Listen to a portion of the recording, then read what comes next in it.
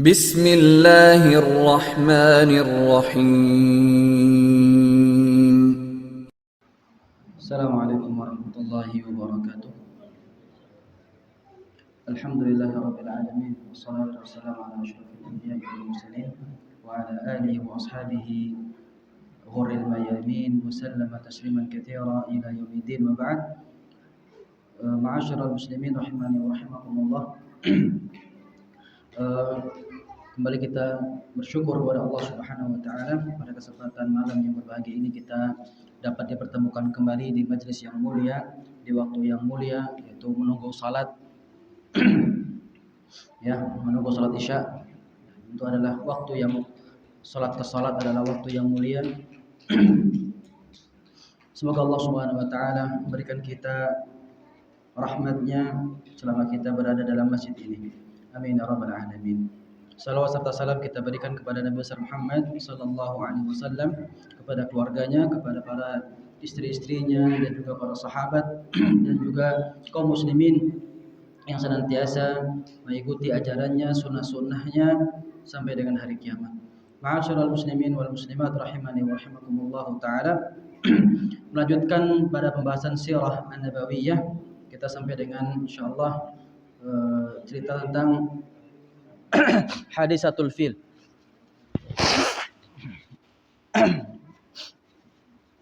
Hadisatul fil.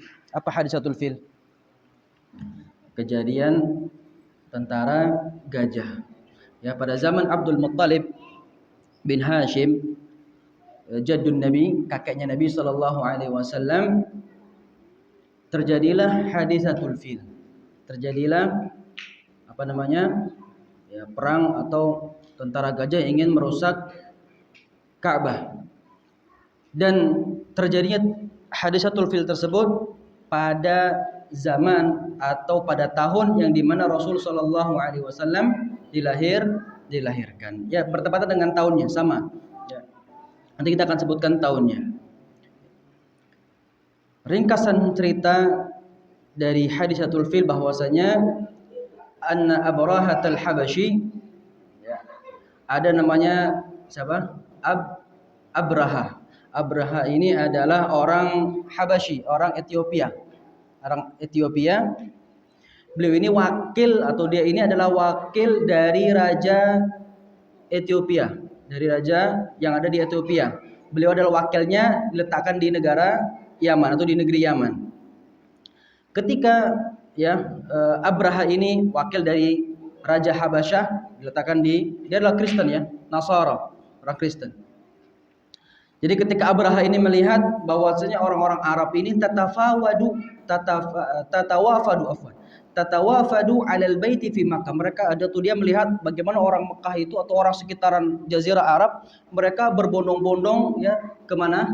Ke Mekah. Mereka melakukan haji, melakukan ibadah di Mekah, tawaf, ya, datang dari jauh ke Mekah, mengunjungi Baitullahil Haram, ke Ka'bah, ya, haji, ya. Maka Abraha ini berkeinginan untuk membuat sebuah kanisah. Apa kanisah? Gereja. Kanisah itu artinya gereja, ya. Jadi sedikit-sedikit belajar bahasa Arab ini. Saya sebutkan kata-kata sedikit, ya. Kanisah. Nah, kanisah itu apa? Gereja. Church apa bahasa Inggrisnya? Betul, ya? Church apa? Nah, membuat sebuah gereja yang besar, yang megah di daerah mana? Di daerah Son'a, ibu kota Yaman sekarang, Son'a. Di situ dia ingin membuat sebuah gereja yang besar, ya, diberikan nama Qulais. Namanya gerejanya apa? Qulais. Apa tujuan dari Abraha ini membuat sebuah gereja yang besar? Tujuannya wa arada an yusrifal araba ila al-hajj ilaiha badalan min al-baitil harami bi Makkah. Tujuannya dia berkeinginan bahwasanya orang Arab ini jangan lagi hajinya atau perginya ke Mekah.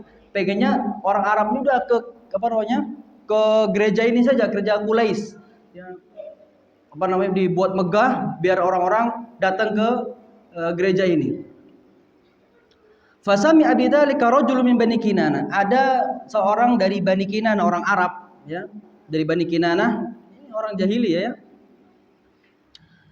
Dari Bani Kinanah mendengar keinginan siapa Quraisy buat sebuah yang megah, gereja yang megah, tujuan untuk memalingkan orang Arab agar beribadah ke gereja tersebut atau minimalnya ziarahnya ke sana lah tiap tahunnya. Ya. Dan ada rasa apa? Tidak suka. Ya. Ada ada rasa marah beliau ya, orang Arab tersebut. Fasara ilaih, maka pada malam hari beliau berjalan menuju Quraisy itu atau gereja tersebut. Wa dakhalaha lailan, masuk di tengah malam. Walattaha judranaha bil adarah, beliau mengotori dinding-dinding ya, dinding-dinding gereja tersebut dengan kotoran. Falamma alima Abrahatu bidzalika ghadiba, ketika Abraham mengetahui bahwasanya paginya melihat gereja yang ia bangun yang begitu megah, yang begitu indah, dihiasi dengan macam-macam hiasan, ternyata sudah dikotori, dan mendengar bahwasanya yang mengotori itu adalah orang Arab dari Bani Kinanah. Wa qarrara an yahdimal Ka'bah, beliau pun Abraha ini berkeinginan untuk apa? Menghancurkan Ka'bah. Wa sara bi nafsihi yaqudu jaishan, ya, dia pun langsung menyuruh tentaranya, bahkan dia jadi pemimpinnya langsung. Langsung dia juga berangkat menyuruh tentaranya untuk menuju Ka'bah, menuju Makkah. Berapa jumlahnya? Adadu situna alfa jundi. Jumlahnya berapa? 60.000 jundi, tentara. 60.000 tentara. Wa kana fi jaishihi adadun minal filah. Dan di antara tentara tersebut ada pasukan gajahnya, difasilitasi dengan gajah. Maka disebutlah dengan tentara gajah, karena di antara pasukannya adalah gajah, atau mereka memiliki fasilitas, kalau kita tanknya lah mungkin ya, tanknya zaman sekarang. Dan mereka Abraha ini melewati kampung, ya, setiap kampung yang melewati tidak ada yang bisa memberhentikan Abraha dengan tentaranya. Setiap dilewati satu daerah tunduk kepada siapa? Abraha. Tidak ada yang berani untuk menghalangi Abraha agar tidak sampai kepada Makkah. Tidak ada yang bisa menghalanginya. Sampai Abraha ini ke satu daerah namanya Al-Mughammas. Al-Mughammas ini masih ada sekarang, sekitar jaraknya di sini disebutkan sekitar 20 kilo dari Makkah, ya, atau 20 kilo atau 20 mil dari Makkah. Wallah alam, 20 mil atau 20 kilo ini. Nah, bahwa masih ada daerah tersebut sekitaran Makkah, ya. Wa hunaka saqa amwalan li Quraisy. Ketika di daerah namanya Mughammas tadi, ya, di sana Abraha dan tentaranya mengambil hartanya siapa? Orang-orang Quraisy. Di sana ada untanya orang-orang Quraisy yang digembalakan di sana, ada kuda-kuda, ada kambing-kambingnya orang Quraisy, ya. Dan Abraha ini ngambil aja. Diambilin, Pak. Diambilin. Nah, di antara yang diambil adalah 200 unta punya siapa? Abdul Muttalib. Punya Abdul Muttalib. Nah, diambil 200 unta. Satu unta aja mahal, 200 unta diambil. Masya Allah. 200 untanya Abdul Muttalib diambil oleh Abraha dan tentaranya. Mungkin lapar kan, sampai situ pengen motong, yang pengen pesta makan unta. Ya. Faja Abdul Muttalib wa kana sayyidu Quraisy. Datang Abdul Muttalib kepada Abraha, dan dia adalah punggawanya, sayyidnya. Sayyid? Orang yang diketuakan, ya, dituakan di Quraisy. Wa qabala Abraha, bertemu dengan Abraha. Ketika Abraha melihat Abdul Muttalib datang, itu beliau langsung langsung menghormati Abdul Muttalib, ya. Dari tampangnya, dari gagahnya ketika datang, langsung menghormati kedatangan Abdul Muttalib, ya, dimuliakannya, ya, dihormatinya. Wa qala lahu ma hajatuk. Abraham mengatakan, apa kebutuhanmu wahai ini enggak kenal tentunya, ya. Apa kebutuhanmu? apa yang menyebabkan kamu datang kepadaku? Faqala hajati an yaruddal maliku alayya mi'ata ba'irin allati akhadaha. Beliau mengatakan kebutuhanku atau tujuan saya datang ke sini ya, agar sang raja mengembalikan 200 unta yang dia telah ambil. Agar sang raja mau mengembalikan 200 unta yang dia ambil. Faqala Abraha, lalu Abraha mengatakan, qad kuntu a'jabtani hina ra'aituka. Demi Allah. Atau dia mengatakan, anjing enggak mengatakan demi Allah di sini. Qad kuntu, aku telah apa? Takjub. Aku itu ketika melihat kamu itu aku takjub ya. Hormat gitu loh. Tsumma zahidtu fika hina ma kallamtani. Akan tapi ketakjubanku tuh hilang ketika engkau malah apa? Mengatakan sesuatu yang tidak bernilai di hadapanku. Maksudnya apa? Ketika aku berkata kepadaku, yang kau tujukan adalah apa? Meminta apa? 200 unta. Kenapa engkau tidak membahas tentang masalah Ka'bah? Saya ini mau menghancurkan Ka'bah ini. Ya? Saya ini apa? Tujuannya untuk menghancurkan Ka'bah. Suatu yang engkau ini agungkan, ya kan? Agamamu dan juga agama leluhurmu. Kenapa engkau tidak bahas itu, malah datang masalah minta 200 unta? Masalah yang sepele gitu. Kata Abdul Muttalib,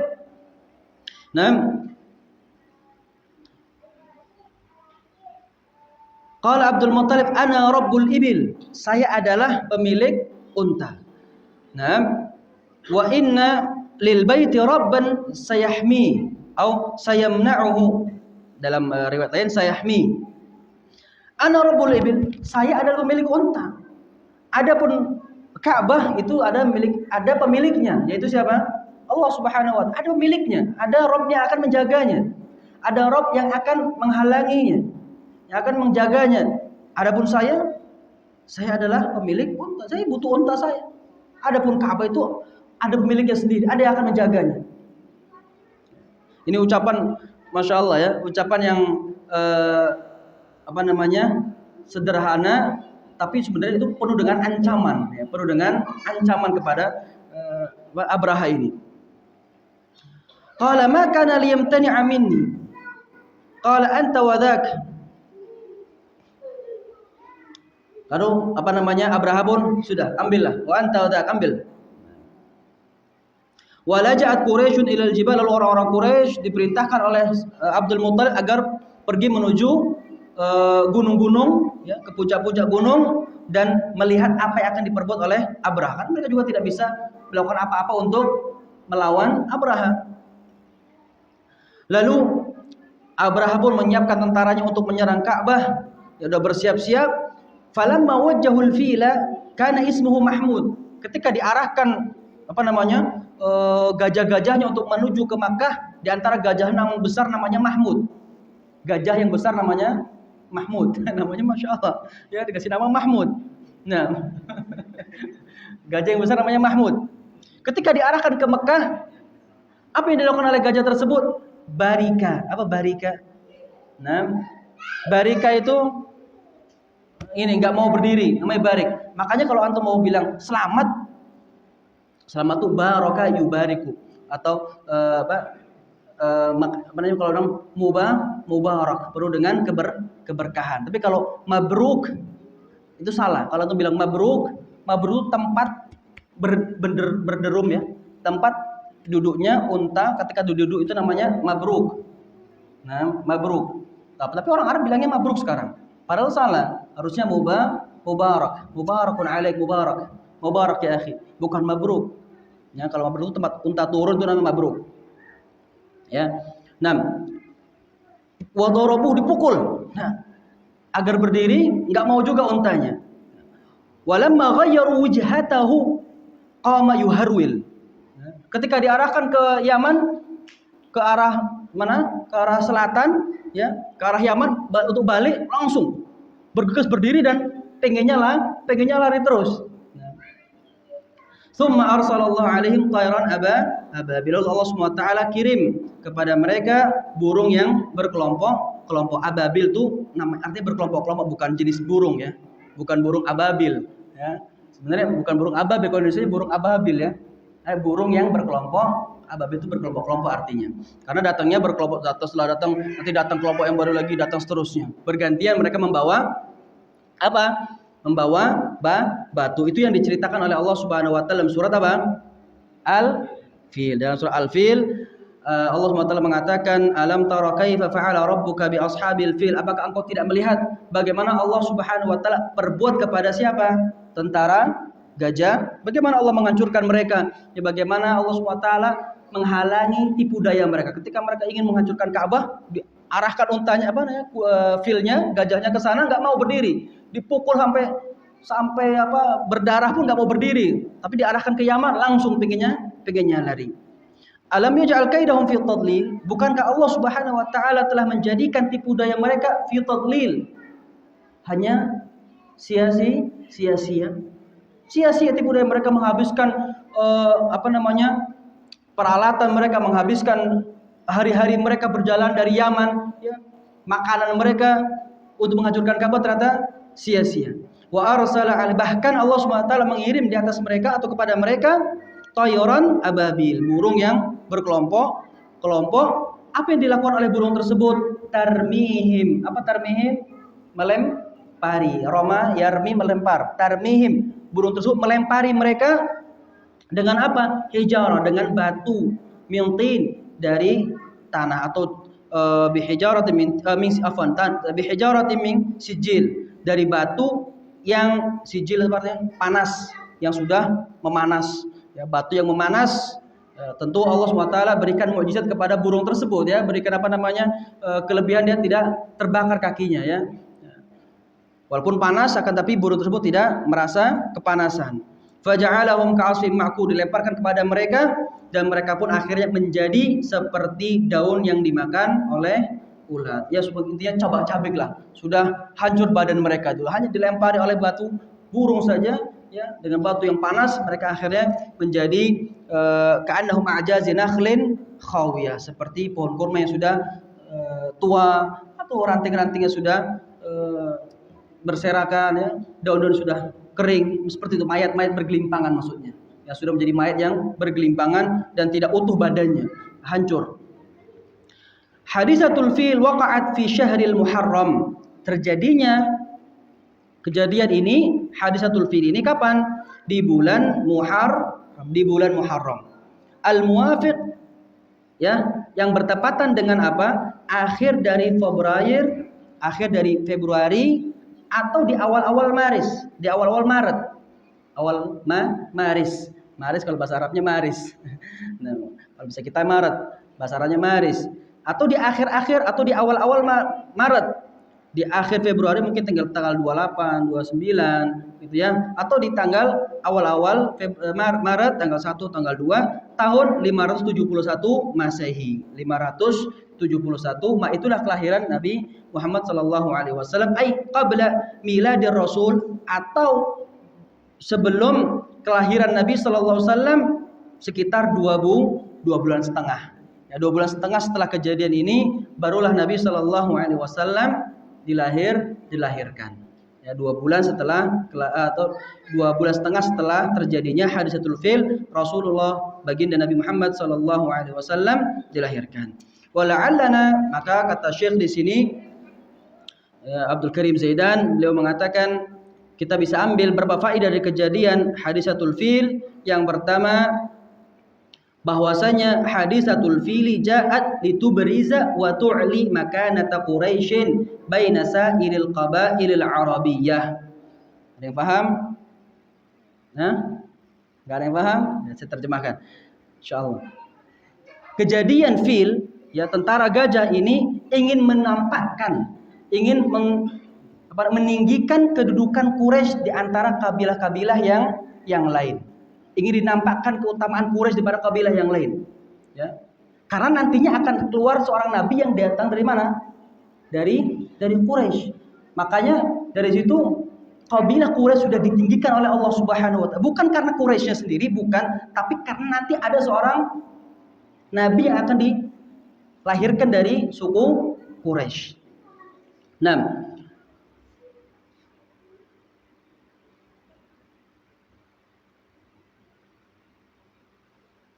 Kemudian beliau mengatakan fa idza dhaharat wa barazat makanatu Quraisy wa tamayyazat ala sa'iril qabail. Jika seandainya Quraisy ini sudah nampak kemuliaan atau paling mulia di antara kabilah-kabilah yang lain, ya. Lalu Nabi Muhammad SAW diutus di tengah-tengah umat yang dimuliakan, ya. Di tengah kabilah daripada yang lainnya dimuliakan, dia dilahirkan di tempat yang dimuliakan, ya. Di suku yang dimuliakan oleh suku-suku yang lainnya, otomatis apa? Ya, otomatis kabilah-kabilah yang lain itu akan apa? Akan tunduk kepada kabilah Quraisy. Ya. Fatabat hadhil qabilah in qadat sairul qabail Arabiyah. Maka seandainya nanti ketika orang-orang Quraisy, ya, dia beriman kepada Nabi Muhammad SAW, maka otomatis yang lainnya akan ikut kepada orang Quraisy. Ya. Makanya seakan-akan apa ya, orang Quraisy ini kepalanya lah, ya kan, yang lainnya kabilah-kabilah yang lain adalah buntutnya, ya kan. Kalau kepalanya sudah ngikut, ujungnya yang bawahnya juga akan ikut. Kalau pimpinannya sudah diajak, ya sudah kena dia, sudah bawahannya otomatis akan gampang disuruh ikut, ya ikut semuanya sudah. Nah, inilah yang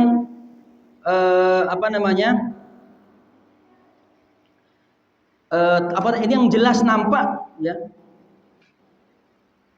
ketika orang-orang kabilah Arab, ya, mereka itu menunggu-nunggu, ya, ketika terjadi nih kabilah-kabilah Arab ini, masyarakat muslimin, ketika terjadi peperangan antara Nabi Muhammad SAW dengan orang Quraisy, kabilah-kabilah Arab ini kan nongkrong saja, nengok saja kan, nongkrong, mereka nengok saja, melihat, memantau saja, ya, memantau apa yang terjadi antara Nabi Muhammad dengan orang Quraisy. Mereka mengatakan seperti ini.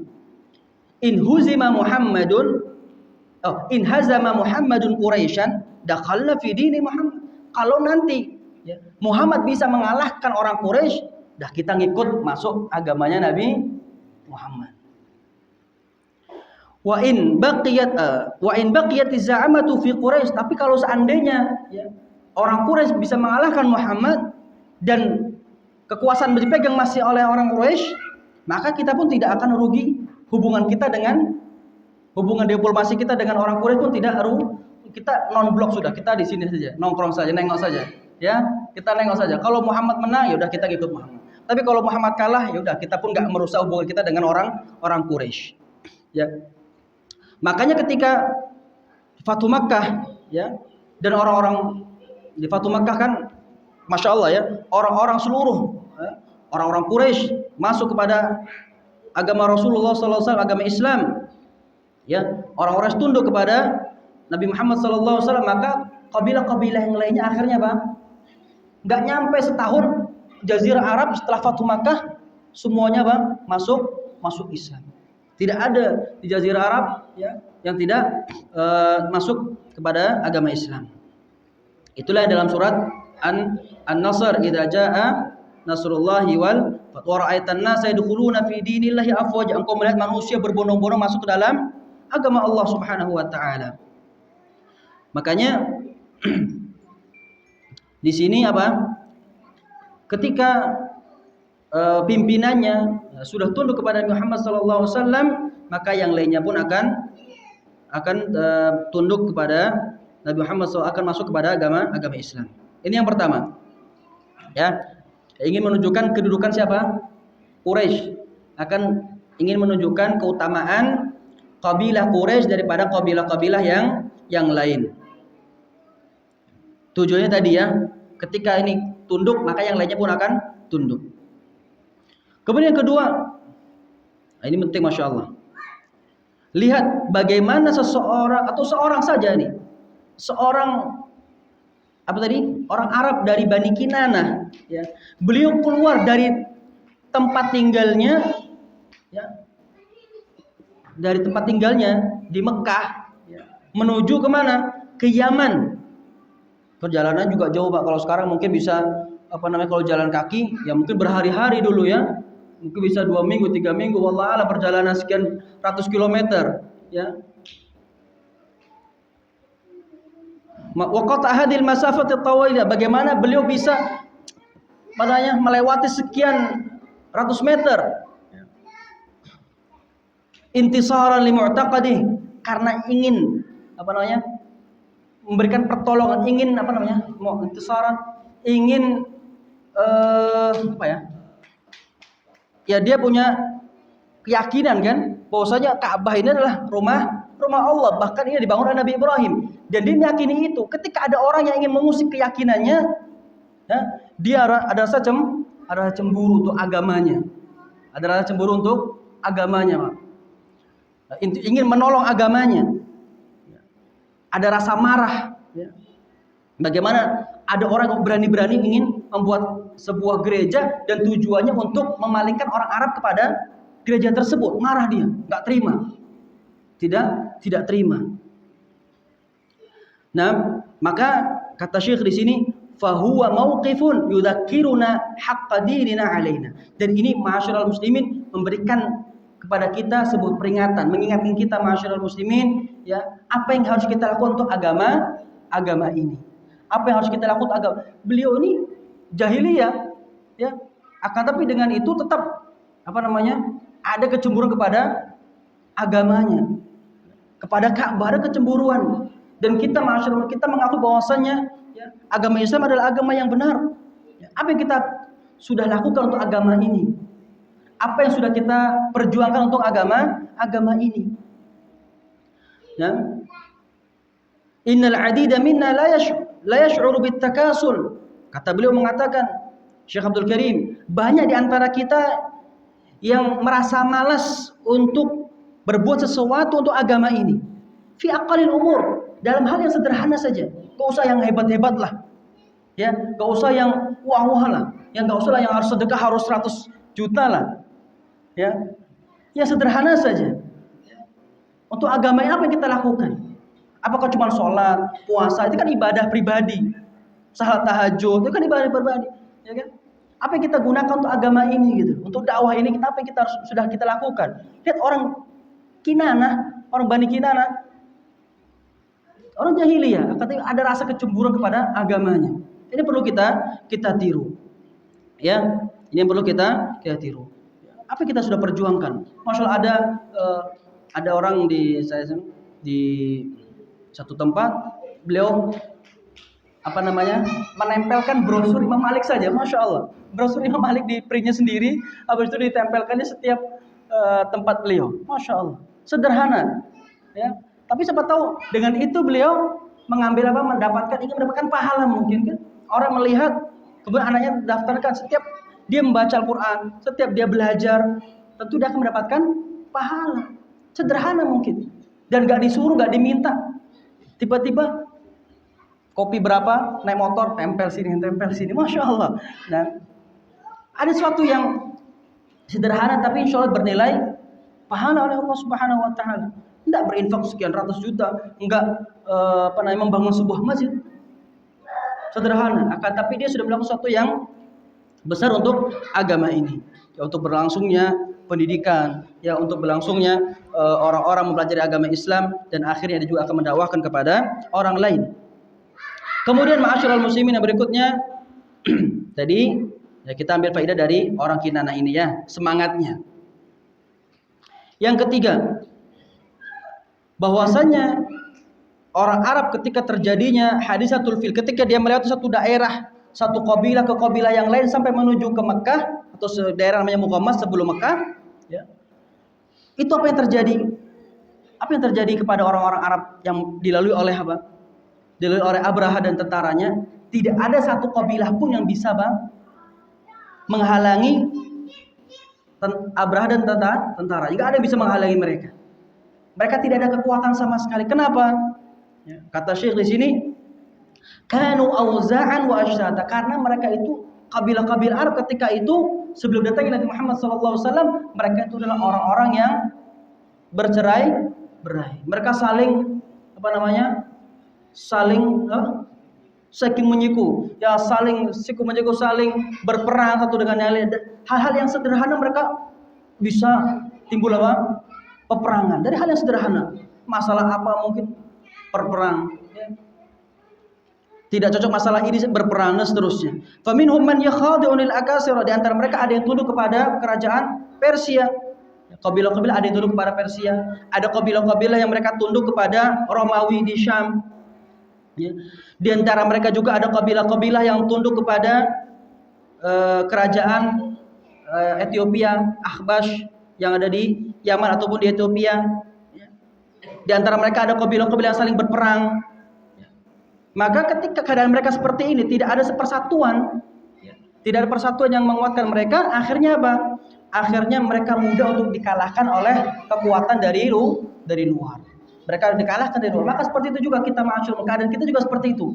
Ketika kita mudah untuk saling menjatuhkan, saling siku menyiku, akhirnya kita menjadi hamba-hamba atau orang-orang yang mudah untuk dikalahkan. Ketika kita satu dengan yang lain saling berseteru, masalah yang sederhana, masalah ucapan yang ringan, akhirnya saling tidak ada konfirmasi dari tabayun, akhirnya saling bertolak belakang, tidak mengucapkan salam, akhirnya sudah semakin lemah, sudah jumlahnya sedikit, semakin berantem lagi, lemah sudah hilang di muka bumi, tidak ada lagi. Ya, makanya ma'asyiral muslimin rahimakumullah, berusaha kita untuk mempersatukan umat ini, tentunya dengan apa? Akidah yang sahih, dan juga kita jangan sampai saling walaupun kita bersisi dari segi fikih, dari segi muamalah, dari segi hati, tetap kita tidak boleh saling bermusuhan, ya. Tidak, kata Syekh dulu, kita pernah kumpul juga sini, ya, kita ikhtilaf itu berselisih dalam hal beda pandangan, ya, beda cara memahami sebuah dalil, ya, tapi jangan sampai itu membuat kita al-khilaf. Khilaf bukan ikhtilaf, tapi khilaf itu saling membelakangi, saling tidak mau tegur sapa, saling tidak mau bertemu. Jangan seperti itu, ya. Tetap walaupun kita berbeda dari segi pandangan kita, mungkin sebuah dalil kita memahaminya berbeda dengan saudara kita, maka jangan sampai kita menghalangi kita untuk bermuamalah dengan yang baik. Tidak boleh. Tetap kita muamalah dengan baik, ya. Tetap muamalah dengan yang baik bahkan kepada orang kafir saja kita diperintahkan untuk berbuat yang baik. Bagaimana dengan saudara kita yang sama muslim, walaupun beda cara pandang dengan sebuah dalil, ya. Maka kita tidak boleh, ya, melakukan sebuah perselisihan masalah hati kita kepada saudara. Ini terjadi ma'asyiral muslimin. Nah, ini banyak, ya. Kita mungkin ini nggak ngaji di sini, sudah kita akhirnya ketemu aja nggak mau ucapin salam, ya, nggak mau. Ngajinya di mana? Salam kaum muslimin, ucapkan salam kepada seluruhnya, ya. Nah, hadhihi al-haqiqah al-qaumiyah al-arabiyyah al-mujarradah, qabail mutasari'ah fi ma bainaha. Maka ketika tidak adanya yang menguatkan mereka di atas kebenaran, yang mempersatukan mereka, ya, mereka akhirnya mudah untuk dikalahkan dari kekuatan luar. Nah, kemudian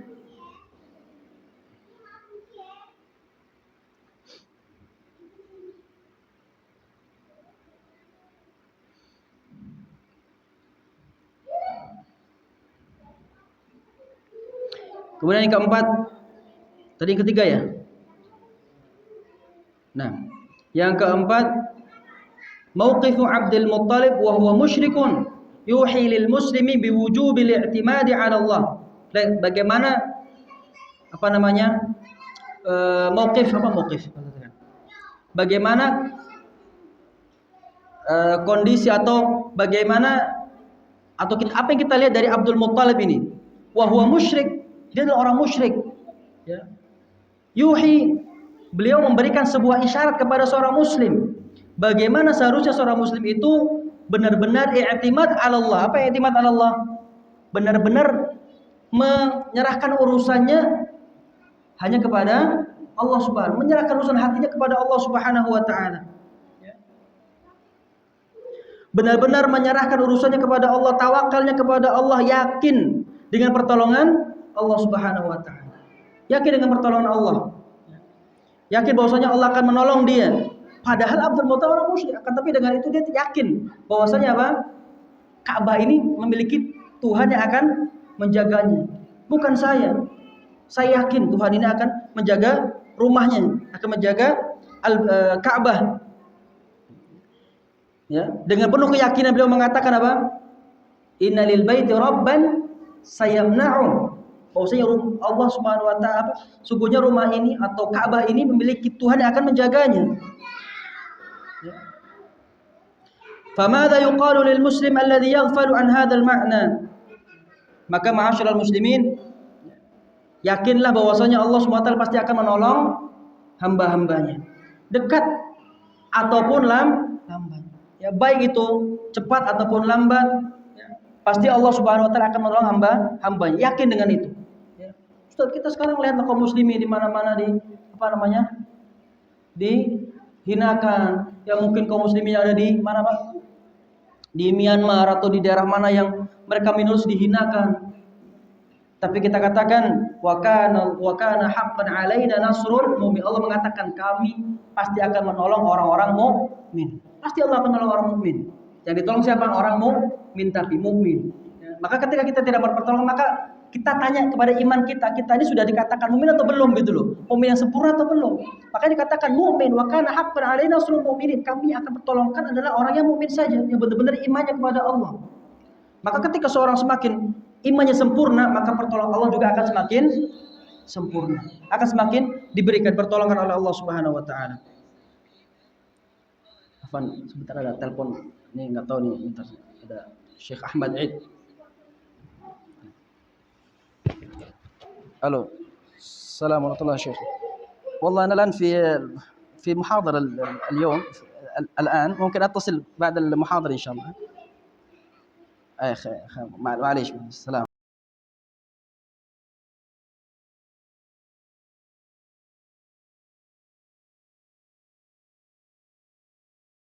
Orang Mesir, tapi tinggal di Jakarta. Punya sekolah juga di Jakarta. Pernah satu rumah di Kairo, satu rumah, terus beliau tinggal di Indonesia dan sekarang berdakwah di Indonesia. Nah, kata beliau Syekh Abdul Karim, beliau mengatakan ma ahwajal muslimin al-yawm, maka kaum muslimin pada hari ini sangat membutuhkan ya keyakinan terhadap pertolongan Allah Subhanahu wa taala, ya. Yakin, ya.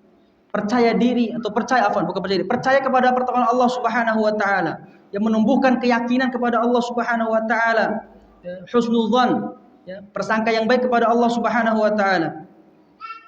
In tansurullah yansurkum wa yutsabbit aqdamakum. Allah mengatakan, jika kalian menolong agama Allah, ya, yansurkum, maka pasti Allah akan menolong kalian.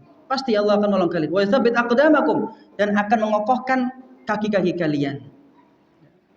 Tapi kalau kita seandainya jauh dari keimanan, jauh dari perintah-perintah Allah, gimana Allah akan menolong kita? Dan yakinlah juga bahwa ketika kita, mungkin saudara-saudara kita yang ada di mana, misalnya di Myanmar, yang mereka mendapatkan cobaan, yakinlah bahwasanya Allah SWT akan menolong. Jika seandainya bukan di dunia, pasti akan ditolong oleh Allah SWT dengan apa? Di akhir dengan dihapuskan dosa-dosanya, diangkat derajatnya oleh Allah SWT. Itu kan pertolongan juga. Bukan pertolongan itu harus apa? Mereka dijadikan penguasa di negeri tersebut, kan gitu. Bukan arti pertolongan itu bukan serta-merta kita menguasai suatu negeri, kita duduk di sebuah kepemimpinan, tidak.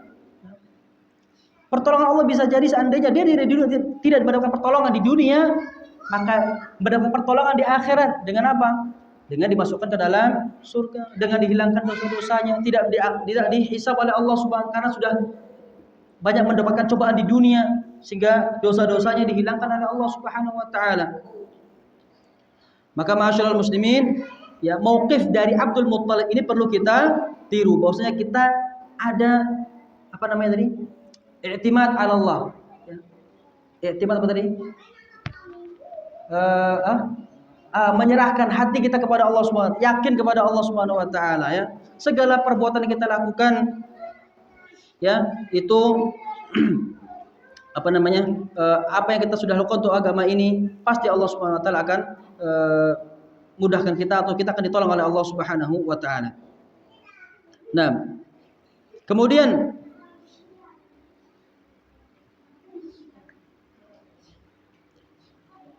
yang berikutnya bahwasanya kejadian tentara gajah ini, kejadian fil ini ada pelajaran bagi orang-orang yang ingin berbuat sebuah kejahatan kepada sesuatu yang diharamkan oleh Allah Subhanahu wa taala. Ya. Sesuatu yang diharamkan oleh Allah Subhanahu wa taala untuk disakiti, untuk untuk dirusak, lalu dia ingin melakukan hal tersebut, maka ingat bahwasanya Allah Subhanahu wa taala akan menjaganya. Atau seandainya Allah Subhanahu wa taala dari Ka'bah tadi ingin dirusak oleh siapa? Abraha. Allah Subhanahu wa taala menjaga Ka'bah tersebut. Dan ketika itu Ka'bah digunakan oleh orang musyrikin untuk apa? Beribadah, betul beribadah, tapi beribadah mereka penuh dengan kesyirikan, penuh dengan perbuatan yang menyelisih syariat. Mereka tawaf tidak menggunakan baju. Ketika sa'i di Safa Marwah ada patung, ya, ada patung Hubal, ada patung besar. Mereka lewat situ, berdoa situ, baru lewat lagi. Ya.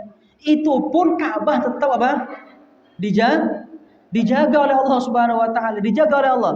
Lalu bagaimana sekarang Ka'bah sudah diisi oleh orang-orang yang benar-benar beribadah kepada Allah, benar-benar mereka tawafnya ya dijaga oleh kerajaan Saudi Arabia yang alhamdulillah sampai dengan detik ini mereka masih ya untuk penyelenggaraan ibadah haji ya, menjaga Ka'bah dan menjaga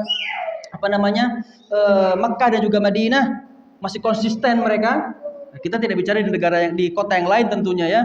Kalau di kota yang lain ya hadis wala haraj, berbicara dan jangan hadis wala haraj, ya bicara nggak masalah.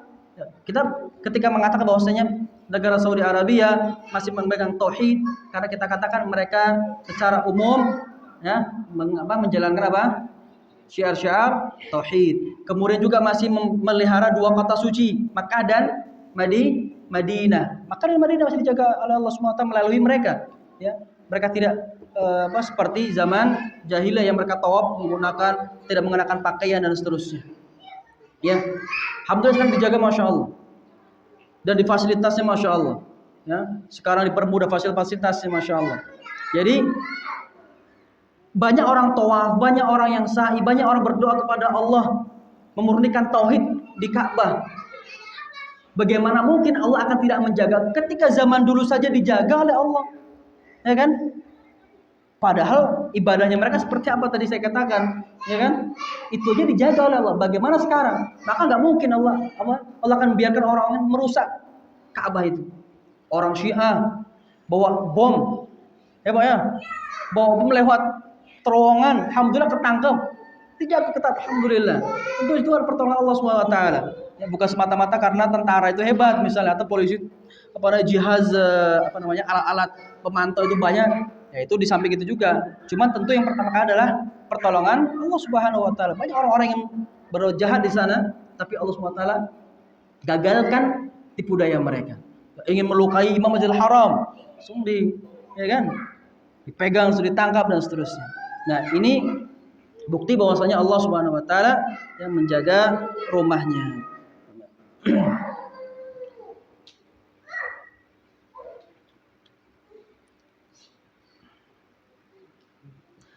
Kemudian yang berikutnya adzan. Saya mungkin adzan ya. Adzan dulu, kita lanjut sebetulnya. Mungkin saya tidak lanjut selepas Isya karena kebetulan malam ini juga ada karena besok santri pulang. Jadi malam ini ada acara juga di Ma'had di pesantren. Nah, adzan dulu, kita lanjut sedikit. Mungkin satu bab ini aja.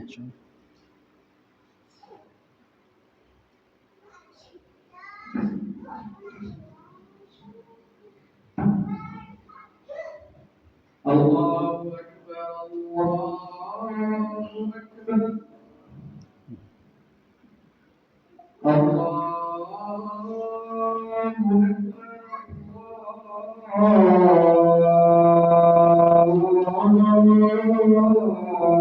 أكبر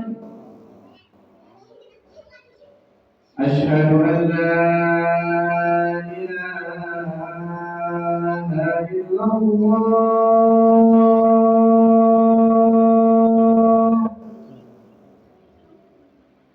أشهد أن لا إله إلا الله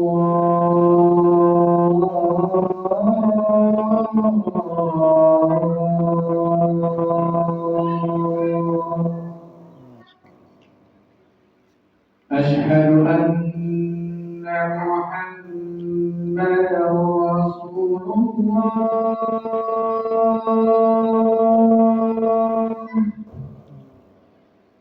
أشهد أن محمدا رسول الله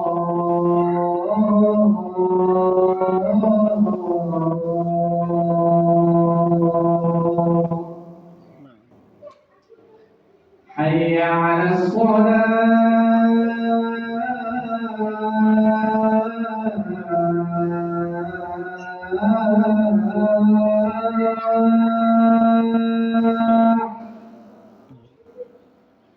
حي على الصلاة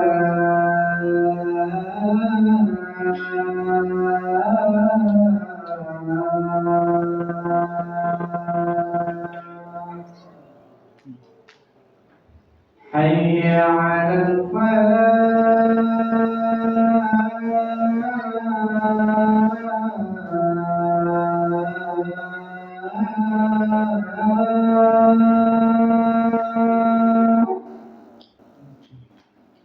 حي على الفلاح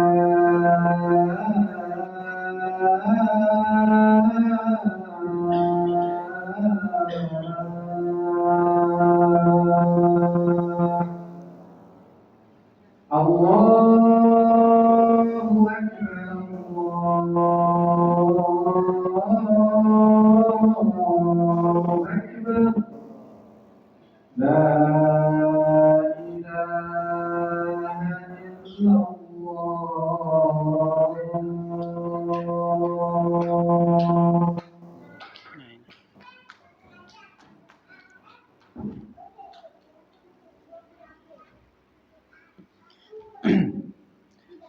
Nah, kita lanjutkan.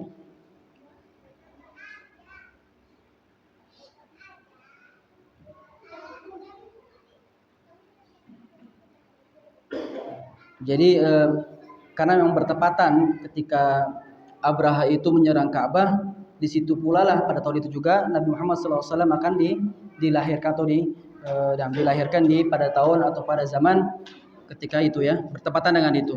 Maka dikalahkannya Abraha tentu ini menunjukkan kemuliaan bagi Nabi kita Muhammad sallallahu alaihi wasallam. Dan tapi nanti di akhir zaman ma'asyiral muslimin ya, Ka'bah itu ya, akan akan dihancurkan oleh orang-orang yang orang-orang yang tidak suka dengan Islam, atau bahkan disebutkan kata Syekh Shalih Al-Utsaimin ya, di akhir zaman nanti Allah SWT akan berikan kemampuan bagi orang dari Habasyah, dari Ethiopia, yang dia akan menghancurkan Ka'bah batu demi batunya ya, bahkan dirobohkan sampai dengan rata dengan tanah ya. Rata dengan tanah ya. Kapan? Itu di akhir zaman nanti, ketika orang-orang yang berada di Mekah ya, dekat dengan Ka'bah, mereka sudah jauh dari Islam, mereka menghinakan Ka'bah ya, mereka memilih untuk ilhad ya, tidak beriman kepada Allah Subhanahu wa taala, tidak memuliakan Ka'bah itu lagi, maka ketika itulah Allah Subhanahu wa taala akan berikan kekuatan orang dari luar Mekah untuk menghancurkan Ka'bah ya. Ya, ketika mereka sudah tidak lagi memperhatikan maksiat-maksiat, dosa-dosa, ya, maka ketika itu Allah Subhanahu wa taala akan hinakan mereka. Ya, nanti di akhir zaman. Nah, tapi ketika di awal dari ya, di kejadian Ashabul Fil atau Hadisatul Fil, Allah selamatkan karena nantinya ada datang seorang nabi. Tapi nanti sudah di akhir zaman tidak ada lagi. Ya, Ya. Ketika sudah mereka menghinakan Ka'bah, tidak memuliakannya lagi, mereka berbuat maksiat di depan Ka'bah, sudah. Ka'bah akan dihancurkan oleh seorang yang diberikan kemampuan untuk bisa menghancurkan tersebut, menghancurkan Ka'bah. Nah, kemudian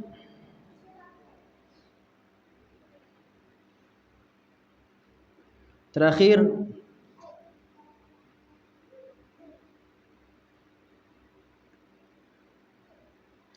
peristiwa pasukan bergajah ya, dapat memberikan kemantapan iman bagi setiap mukmin yang berjuang untuk melawan makar musuh Allah.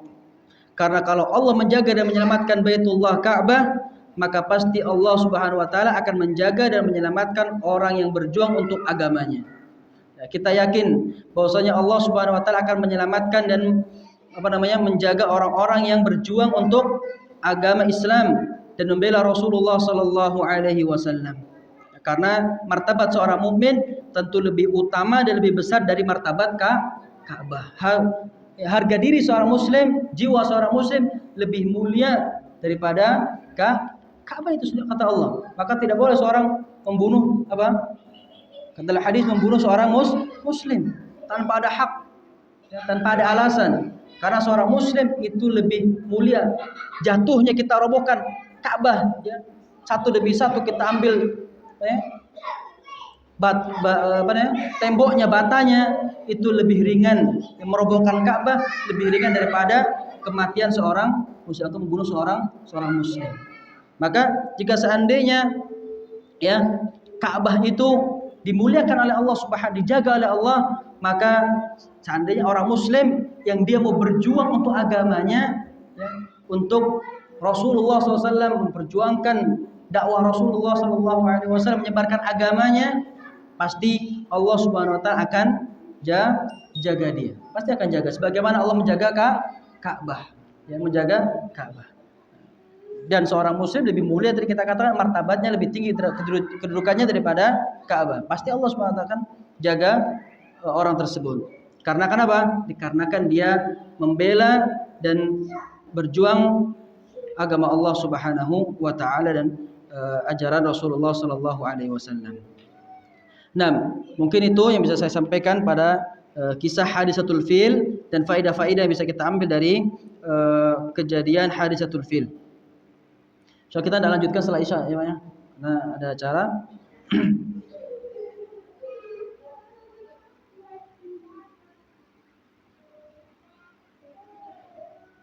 Jika ada pertanyaan,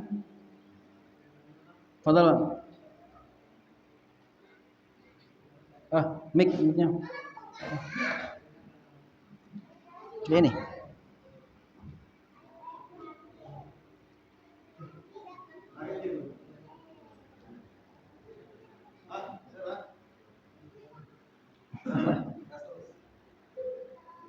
Cukup.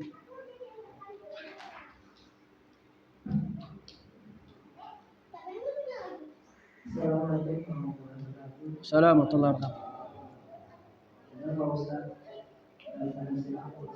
Amin ya. Jadi saya tidak fokus pada zaman Abraham. Ya. Kita tahu bahwa Allah ini pasti menolong orang-orang yang memang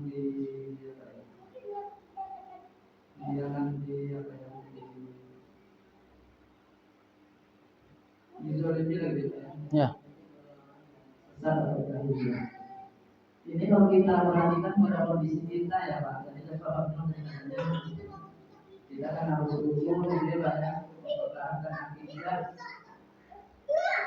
manusia, tapi ada suatu surat Al-Maidah 105 ya Pak.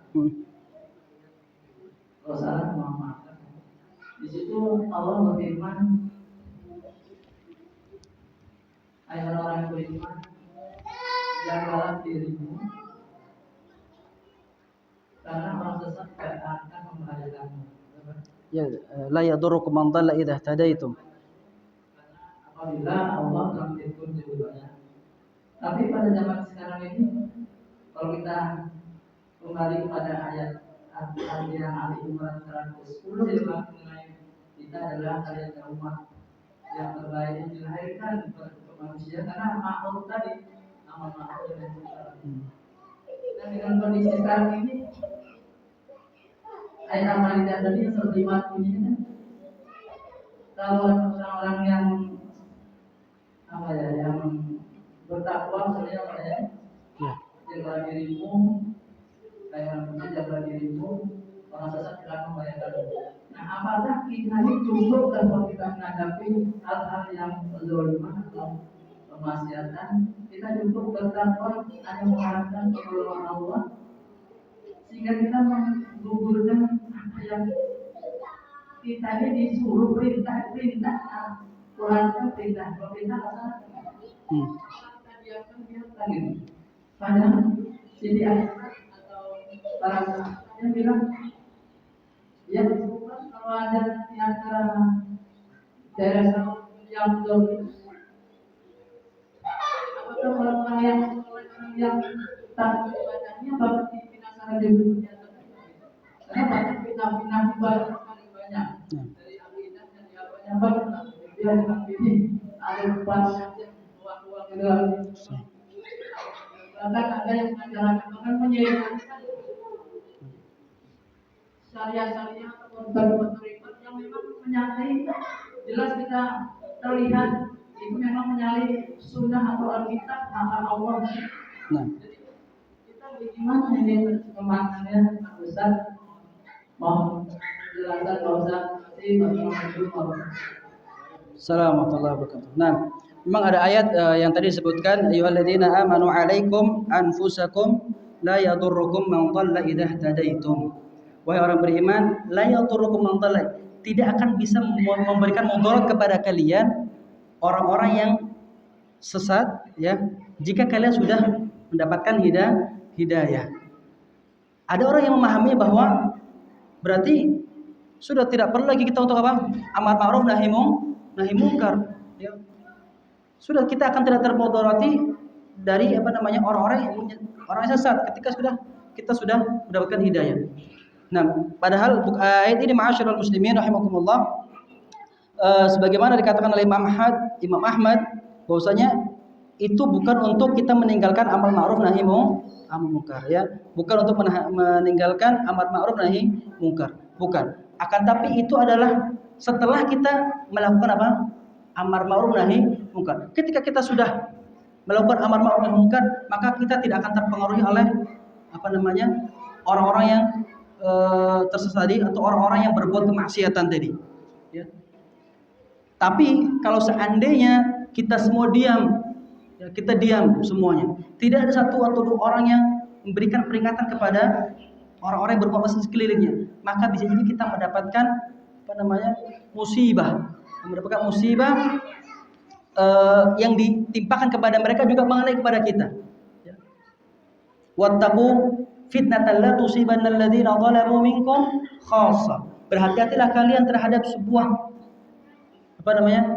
fitnah, cobaan yang akan menimpa bukan hanya khusus kepada orang pelaku maksiat, bukan, bisa jadi kepada kalian juga. Kenapa? Karena kita tidak meninggalkan amar ma'ruf nahi munkar. Jadi kita mendapatkan musibah itu, dosa itu.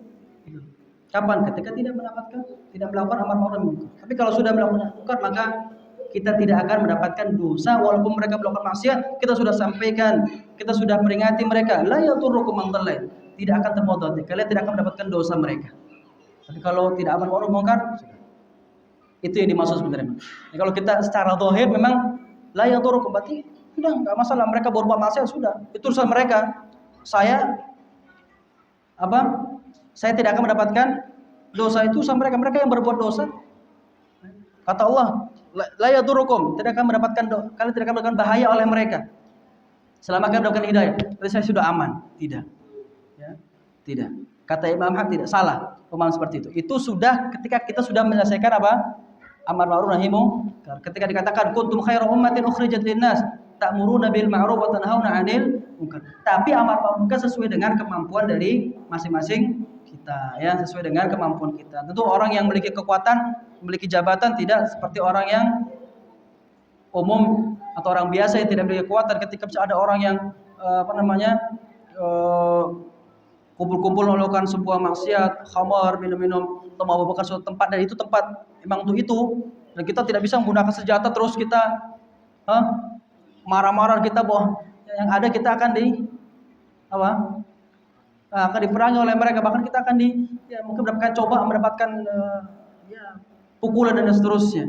Tapi itu ada orang yang ma'rufnya adalah orang pemerintah mungkin ya, dan kita mungkin 1% ke persen, ya mungkin seperti itu. Ya, kemampuan setiap orang ketika amal ma'ruf dan mungkar tentu berbeda, ya, berbeda. Tidak bisa kita samakan. Ya, masyaallah muslimin, mungkin itu Pak ya jawaban saya. Artian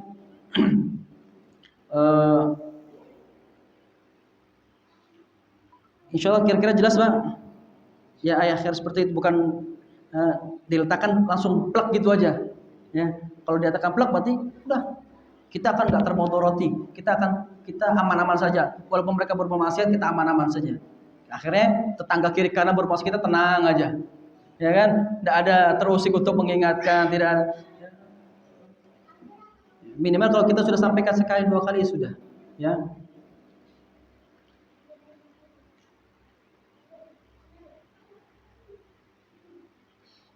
Kata Nabi SAW, Innan nasa idza ra'al munkara wa la yughayyirunahu aw syakallahu azza wa jal an ya'ummahum bi'iqabih. Kata Rasulullah SAW, sesungguhnya manusia apabila mereka melihat sebuah kemungkaran dan tidak berusaha untuk merubahnya, maka hampir-hampir saja Allah Subhanahu wa taala akan menghukum mereka seluruhnya. Ya'ummahum bi'iqabih. Berikan hukuman kepada mereka semua. Adapun orang takwa dan saleh situ. Tapi ketika nanti dibangkitkan di hari kiamat, tentu akan dibangkitkan sesuai dengan niat, ya, niat masing-masing. Ya. Seperti di akhir zaman ada orang yang akan berbondong-bondong juga akan menghancurkan Ka'bah, ya, dalam hadis, ya kan? Kemudian ada orang-orang yang mereka melewati suatu pasar dan tentara itu melewati pasar tersebut dan ingin menghancurkan Ka'bah, dan Allah SWT hilangkan mereka, tenggelamkan ke dalam bumi. Kata para sahabat, di situ ada orang-orang soleh, ada orang yang nggak tujuannya untuk menghancurkan Ka'bah, ada orang-orang yang cuman mau belanja, ya kan? Apa kata Nabi? Nanti yub'atu ala niyat, mereka dibangkitkan sesuai dengan niat mereka. Mereka hadir di situ tujuannya apakah ingin memenuhi tentara tersebut, ingin memperbanyak jumlah mereka atau apa? Ya. Ketika ada orang soleh mungkin di situ, ya, dia mungkin sudah mengingatkan, sudah nanti di akhirnya akan dibangkitkan sesuai dengan niat beliau. Ya, wallahu taala. Nah, aqulu ma tasma'un. Saya ucapkan jazakumullah khairan katsiran kepada para ikhwah semuanya. Semoga apa yang saya sampaikan bermanfaat, ada faedahnya buat kita semuanya. Wassallallahu ala Muhammad, subhanakallahumma bihamdik, asyhadu an la ilaha illa anta, astaghfiruka wa atubu ilaik. Wassalamualaikum warahmatullahi wabarakatuh.